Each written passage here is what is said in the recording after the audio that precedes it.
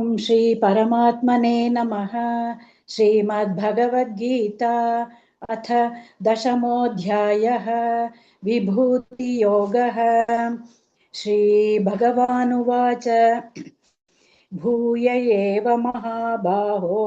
शृणु मे परमो वचः यत्तेऽहं प्रीयमाणाय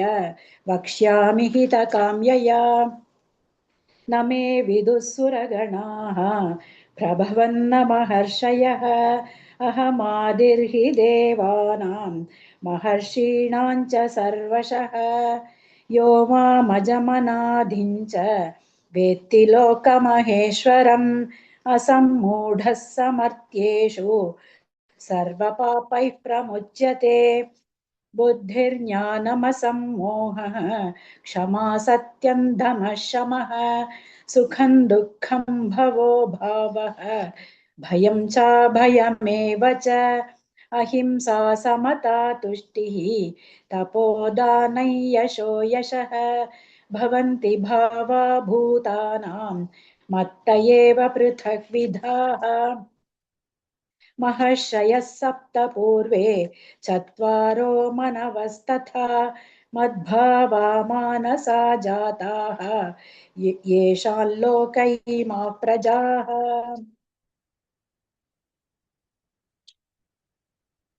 एतां विभूति योगञ्च मम यो वेत्ति तत्त्वतः सोऽविकम्पेन योगेन युज्यते नात्र संशयः। अहं सर्वस्य प्रभवः मत्तः सर्वं प्रवर्तते इति मत्वा भजन्ते मां बुधा भावसमन्विताः। मच्चित्ता मद्गतप्राणाः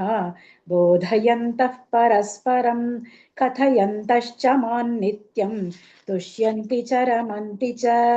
तेषां सततयुक्तानां भजतां प्रीतिपूर्वकं ददामि बुद्धियोगन्तं येन मामुपयान्ति ते। तेषामेवानुकम्पार्थम् अहमज्ञानजन्तमः नाशयाम्यात्मभावस्तः ज्ञानदीपेन भास्वता। अर्जुन उवाच परं ब्रह्म परं धाम पवित्रं परमं भवान् पुरुषं शाश्वतं दिव्यम् आदिदेवमजं विभुम् आहुस्त्वां ऋषयः सर्वे देवर्षिर्नारदस्तथा असितो देवलो व्यासः स्वयं चैव ब्रवीषि मे। सर्वमेतद्धृतं मन्ये यन्मां वदसि केशव न हि ते भगवन् व्यक्तिं विदुर्देवान दानवाः। स्वयमेवात्मनात्मानं वेत्थत्वं पुरुषोत्तम भूतभावन भूतेश देवदेव जगत्पते। वक्तुमर्हस्य शेषेण दिव्या ह्यात्मविभूतयः याभिर्विभूतिभिर्लोकान् इमां त्वं व्याप्य तिष्ठसि। कथं विद्यामहं योगिं त्वां सदा परिचिन्तयन् केषु केषु च भावेषु चिन्त्योऽसि भगवन्मया विस्तरेणात्मनो योगम् विभूतिं च जनार्दन भूयः कथय तृप्तिर्हि शृण्वतो नास्ति मे मृतम्। श्रीभगवानुवाच हन्त ते कथयिष्यामि दिव्या ह्यात्मविभूतयः प्राधान्यतः कुरु श्रेष्ठ नास्त्यन्तो विस्तरस्य मे। अहमात्मा गुडाकेश सर्वभूताशयस्थितः अहमादिश्च मध्यं च भूतानामन्त एव च आदित्यानामहं विष्णुः ज्योतिषां रविरंशुमान् मरीचिर्मरुतामस्मि नक्षत्राणामहं शशी वेदानां सामवेदोऽस्मि देवानामस्मि वासवः इन्द्रियाणां मनश्चास्मि भूतानामस्मि चेतना रुद्राणां शङ्करश्चास्मि वित्तेशो यक्षरक्षसां वसूनां पावकश्चास्मि मेरुशिखरिणामहम् पुरोदसाञ्च मुख्यं मां विद्धि पार्थ बृहस्पतिं सेनानीनामहं स्कन्दः सरसामस्मि सागरः महर्षीणां भृगुरहं गिरामस्म्येकमक्षरं यज्ञानां जपयज्ञोऽस्मि स्थावराणां हिमालयः अश्वत्थः सर्ववृक्षाणां देवर्षीणां च नारदः गन्धर्वाणां चित्ररथः सिद्धानां कपिलो मुनिः उच्चैश्रवसमश्वानां विद्धि माममृतोद्भवम् ऐरावतं गजेन्द्राणां नराणां च नराधिपम् आयुधानामहं वज्रं धेनूनामस्मि कामधुक् प्रजनश्चास्मि कन्दर्पः सर्पाणामस्मि वासुकिः अनन्तश्चास्मि नागानां वरुणो यादसामहं पितॄणामर्यमा चास्मि यमः संयमतामहम् प्रह्लादश्चास्मि दैत्यानां कालः कलयतामहं मृगाणां च मृगेन्द्रोऽहं वैनतेयश्च पक्षिणां पवनः पवतामस्मि रामः शस्त्रभृतामहं जषाणामकरश्चास्मि स्रोतसामस्मि जाह्नवी सर्गाणामादिरन्तश्च मध्यं चैवाहमर्जुन अध्यात्मविद्यानां वादः प्रवदतामहम् अक्षराणामकारोऽस्मि द्वन्द्वः सामासिकस्य च अहमेवाक्षयः कालः धाताहं विश्वतो मुखः मृत्युः सर्वहरश्चाहम् उद्भवश्च भविष्यताम् कीर्तिश्रीर्वाक् च नारीणां स्मृतिर्मेधा धृतिः क्षमा बृहत्साम तथा साम्नां गायत्री छन्दसामहं मासानां मार्गशीर्षोऽहं ऋतूनां कुसुमाकरः द्यूतं चलयतामस्मि तेजस्तेजस्विनामहं जयोऽस्मि व्यवसायोऽस्मि सत्त्वं सत्त्ववतामहम् कृष्णीणां वासुदेवोऽस्मि पाण्डवानां धनञ्जयः मुनीनामप्यहं व्यासः कवीनामुशना कविः दण्डो दमयतामस्मि नीतिरस्मि जिगीषतां मौनं चैवास्मि गुह्यानां ज्ञानं ज्ञानवतामहम् यच्चापि सर्वभूतानां बीजं तदहमर्जुन न तदस्ति विना यत् स्यात् मया भूतं चराचरम् नान्तोऽस्ति मम दिव्यानां विभूतीनां परन्तप येषदुद्देशतः प्रोक्तः विभूतेर्विस्तरो मया यद्यद्विभूतिमत्सत्त्वं श्रीमदूर्जितमेव वा तत्तदेवावगच्छत्वं मम तेजोंशसम्भवम् अथवा बहुनैतेन किञ्ज्ञातेन तवार्जुन विष्टभ्याहमिदं कृत्स्नम् एकांशेन स्थितो जगत् ॐ तत्सदिति श्रीमद्भगवद्गीतासु उपनिषत्सु ब्रह्मविद्यायां योगशास्त्रे श्रीकृष्णार्जुनसंवादे विभूतियोगो नाम 10मोऽध्यायः। ॐ श्री परमात्मने नमः। अथ 11 विश्वरूपदर्शनयोगः। अर्जुन उवाच मदनुग्रहाय परमं गुह्यमध्यात्मसंज्ञितं यत्त्वयोक्तौ वचस्तेन मोहोऽयं विगतो मम भवाप्ययौ हि भूतानां श्रुतौ विस्तरशो मया त्वत्तः कमलपत्राक्ष माहात्म्यमपि चाव्ययम् एवमेतद्यथा तत्त्वम् आत्मानं परमेश्वर द्रष्टुमिच्छामि ते रूपम् ऐश्वरं पुरुषोत्तम मन्यसे यदि तच्छक्यं मया द्रष्टुमिति प्रभो योगेश्वर ततो मे त्वं दर्शयात्मानमव्ययम् श्रीभगवानुवाच पश्य मे पार्थरूपाणि शतशोऽथ सहस्रशः नानाविधानि दिव्यानि नानावर्णाकृतीनि च पश्यादित्यान् वसून् रुद्रान् अश्विनौ मरुतस्तथा बहून्यदृष्टपूर्वाणि पश्याश्चर्याणि भारत इहैकस्थं जगत्कृत्स्नं पश्याद्य सचराचरं मम देहे गुडाकेश यच्चान्यद्द्रष्टुमिच्छसि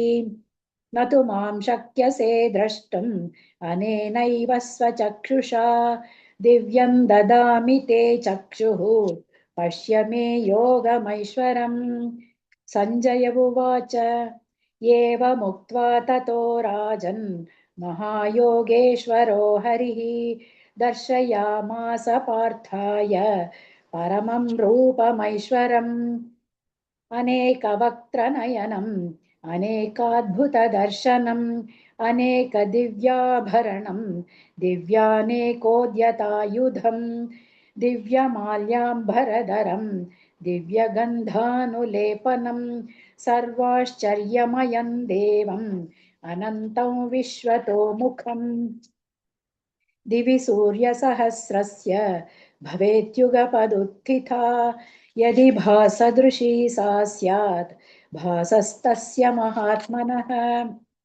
तत्रैकस्तं जगत्कृत्स्नं प्रविभक्तमनेकधा अपश्यद्देवदेवस्य शरीरे पाण्डवस्तदा ततः स विस्मयाविष्टः हृष्टरोमा धनञ्जयः प्रणम्य शिरसा देवं कृताञ्जलिरभाषत अर्जुन उवाच पश्यामि देवांस्तव देवदेः सर्वांस्तथा भूतविशेषसङ्घान् ब्रह्माणमीशं कमलासनस्थं ऋषींश्च सर्वानुरगांश्च दिव्यान् अनेकबाहूदरवक्त्रनेत्रं पश्यामि त्वां सर्वतोऽनन्तरूपं नान्तन्न मध्यन्न पुनस्तवादिं पश्यामि विश्वेश्वर विश्वरूप किरीटिनं गदिनं चक्रिणं च तेजोराशिं सर्वतो दीप्तिमन्तं पश्यामि त्वां दुर्निरीक्ष्यं समन्तात् दीप्तानलार्कद्युतिमप्रमेयम् त्वमक्षरं परमं वेदितव्यं त्वमस्य विश्वस्य परन्निधानम् त्वमव्ययः शाश्वतधर्मगोप्ता सनातनस्त्वं पुरुषो मतो मे अनादिमध्यान्तमनन्तवीर्यम् अनन्तबाहुं शशिसूर्यनेत्रं पश्यामि त्वां दीप्तहुताशवक्त्रम् स्वतेजसा विश्वमिदन्तपन्तम् या वा पृथिव्योरिदमन्तरं हि व्याप्तं त्वयैकेन दिशश्च सर्वाः दृष्ट्वाद्भुतं रूपमुग्रं तवेदं लोकत्रयं प्रव्यथितं महात्मन् अमीहि त्वां सुरसङ्घा विशन्ति केचिद्भीताः प्राञ्जलयो गृह्णन्ति स्वस्तीत्युक्त्वा महर्षि सिद्धसङ्घाः सुवन्ति त्वां स्तुतिभिः पुष्कलाभिः रुद्रादित्या वसवो ये च साध्याः विश्वेश्विनौ मरुतश्चोष्मपाश्च गन्धर्वयक्षासुरसिद्धसङ्घाः वीक्षन्ते त्वां विस्मिताश्चैव सर्वे रूपं महत्ते बहुवक्त्रनेत्रं महाबाहो बहुबाहुरुपादं बहूदरं बहुदंष्ट्राकरालं दृष्ट्वा लोकाः प्रौयथितास्तथाहम् नभस्पृशं दीप्तमनेकवर्णं व्यात्ताननं दीप्तविशालनेत्रं दृष्ट्वा हि त्वां प्रौयथितान्तरात्मा धृतिं न विन्दामि शमं च विष्णो दंष्ट्राकरालानि च ते मुखानि दृष्ट्वैव कालानलसन्निभानि दिशो न जाने न लभे च शर्म प्रसीद देवेश जगन्निवास अमी च त्वां धृतराष्ट्रस्य पुत्राः सर्वे सहैवावनिपालसङ्घैः भीष्मो द्रोणः सूतपुत्रस्तथासौ सहास्मदीयैरपि योधमुख्यैः वक्त्राणि ते त्वरमाणा विशन्ति दंष्ट्राकरालानि भयानकानि केचिद्विलग्ना दशनान्तरेषु सन्दृश्यन्ते चूर्णितैरुत्तमाङ्गैः यथा नदीनां बहवोऽम्बुवेगाः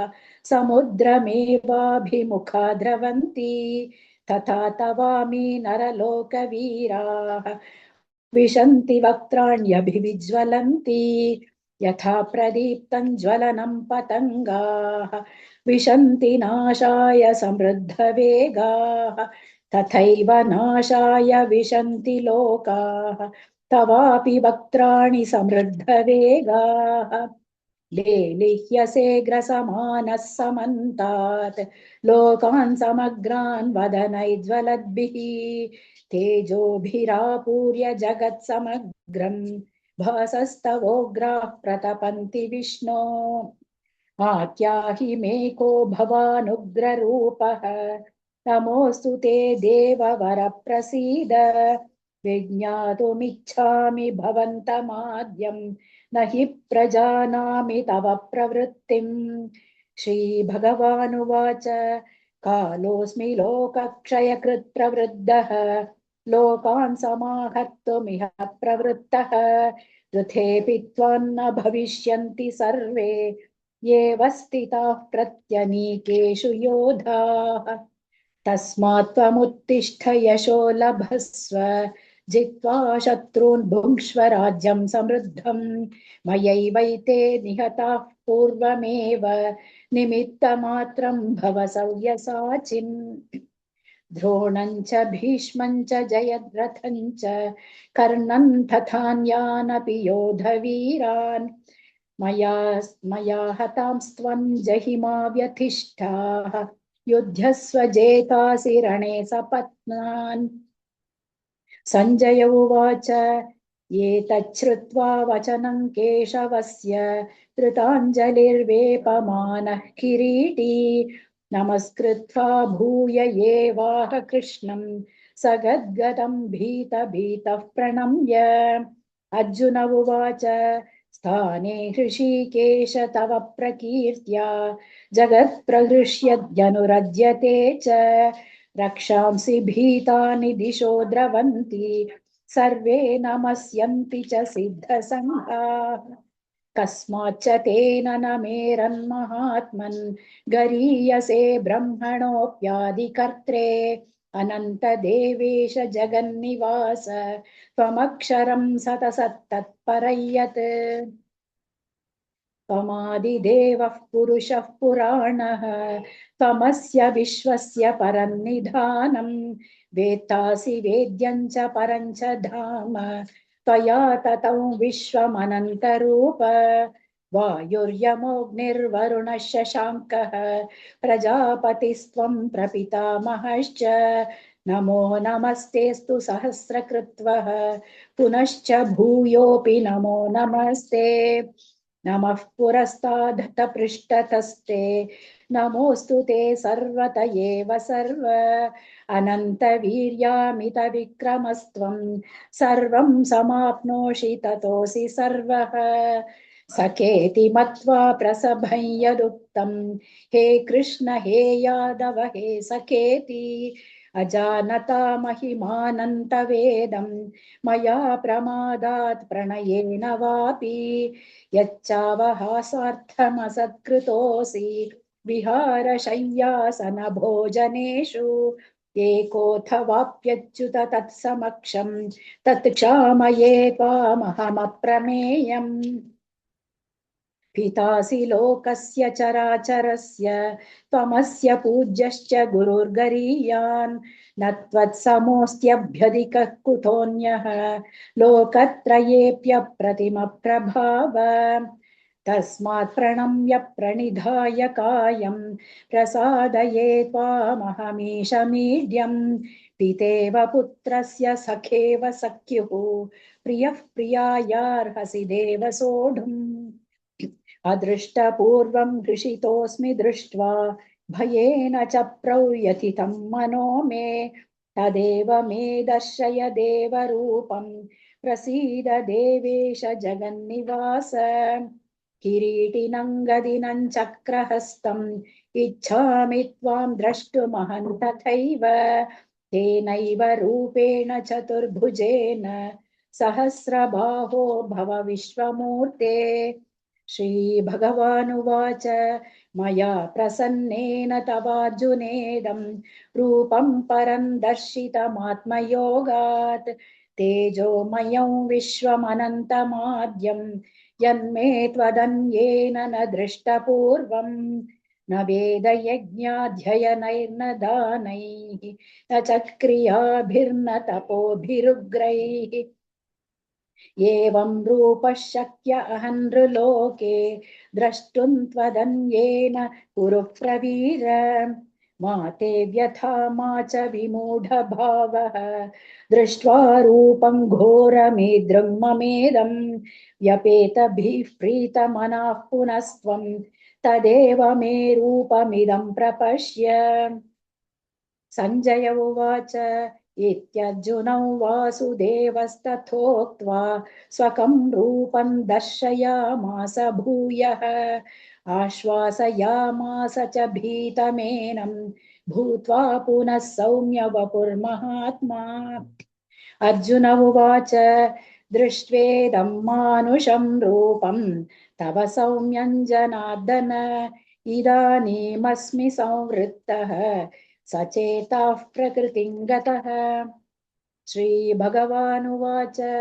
सुदुर्दर्शमिदं रूपं दृष्टवानसि यन्मम देवा अप्यस्य रूपस्य नित्यं दर्शनकाङ्क्षिणः नाहं वेदैर्न तपसा न दानेन न चेज्यया शक्य एवं विधो द्रष्टुं दृष्टवानसि मां यदा दृष्टवानसि मां यथा भक्त्या त्वनन्यया शक्यः अहमेवं विधोऽर्जुन ज्ञातुं द्रष्टुं च तत्त्वेन प्रवेष्टुं च परन्तप मत्कर्म कृन्मत्परमः मद्भक्तः सङ्गवर्जितः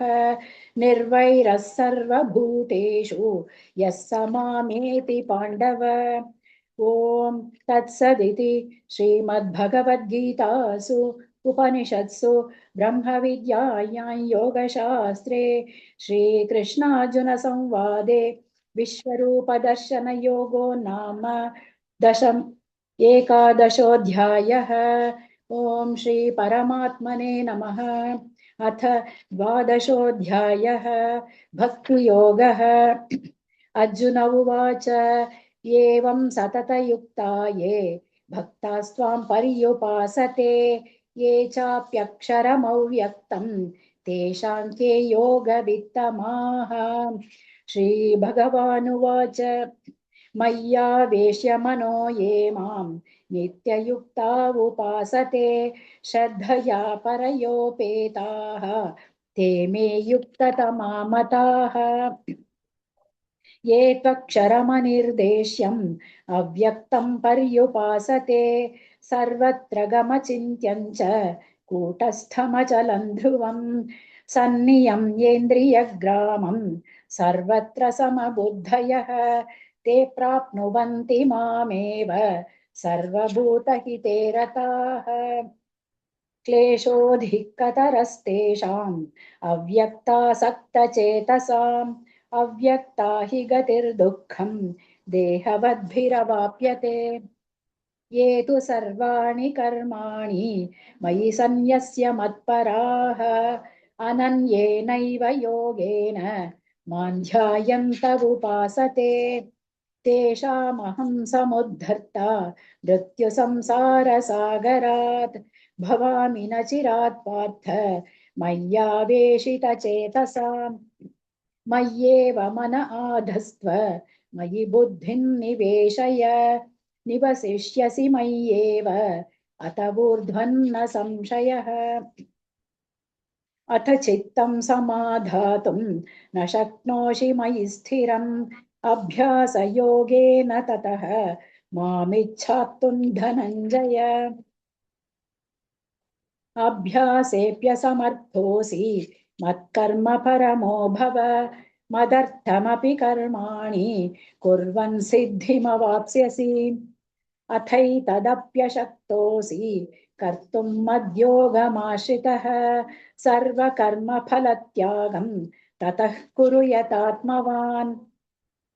श्रेयो हि ज्ञानमप्यासाद् ज्ञानाध्यानौ विशिष्यते ध्यानात् कर्मफलत्यागः त्यागच्छान्तिरनन्तरम् अद्वेष्टा सर्वभूतानां